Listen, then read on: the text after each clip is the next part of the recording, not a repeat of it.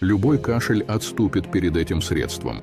Возьмите одну крупную луковицу и вычистите ложкой сердцевину, сделав, так сказать, горшочек. Затем мелко нарежьте 2 зубчика чеснока и поместите в нашу луковицу. Чеснок является естественным и эффективным антибиотиком при постоянных приступах кашля.